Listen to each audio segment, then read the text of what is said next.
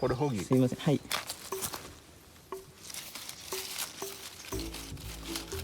あ、先に上側に1本入れるんですね。はい。一つ。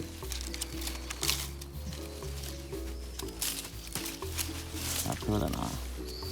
今はそのこういう。これがホギです。はは今切り方はやっぱあれですね。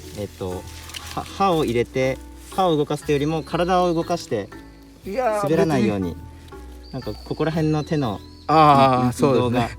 こう体でなんか打つみたいなの、これがホギで、メデルテープ持ってきてないけどええか。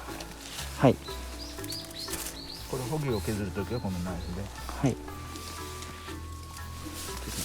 台側の方とホギの方で分けるんですね。その使用する。はい。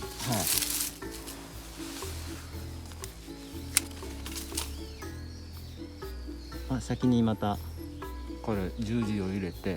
十字を入れて、見たことあるやつだ。あるでしょ。本ではい本でこれ見た今ちょっと皮ことあります。がむけるかどうか。むけたな。はいこういう風に。はいはい。平たいナイフの方がやっぱやりやすそうですね。やりやすいですよ。これで。おほうほう。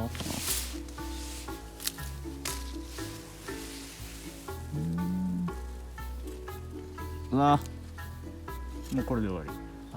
上手だな。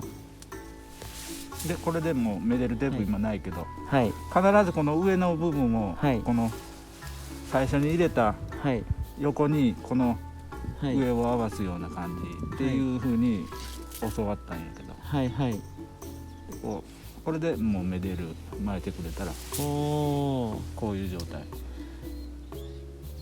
きちんと合ってますね。その外れにくいような台側のそうでしょ。で簡単でしょ。はいケンユーさんが今2分ですよ。動画ではい送ってくれたな、この継ぎ方。これはメデールをしないと落ちますもんね、ホギが。これも今多分つくかもわからん、今の時期でも。はいはいはい台木の目じゃない部分を使われたじゃないですか。はそこでもいい、どこでもいいんですか。割とい、どこでもいい。どこでもいいですか。どこでもいいです。これら全然関係ないはいはいはい。こういうとこを使うことやろ。そうですね。目の位置をやった方がいいのかなと思ってたんですけど。これを使うとはいこんな風に剥がれんのですよ。はいここをこう切ってこうすると、はいはいはいはい。この目があるばっかりに加工できない。加工もできんし、はい接着面が悪いと思いますよ。ここはいはいはいはいやっぱりなるべく平らなとこをはいはい選んで、僕らははい。やっぱりこのホギがまっすぐひっつくような感じで。はあはあはあはあはあ。それはそのこれもはい未生やけんついで芽が出ても全然ダメやけん、はい芽出るはまかんけど、はいこれでつきます。はい。やり方のはいこうハウトゥーというか、はいありがとうございます。すごい。これなんぼでも流して構いんの。顔取ってないやろ。顔取ってないです。はい。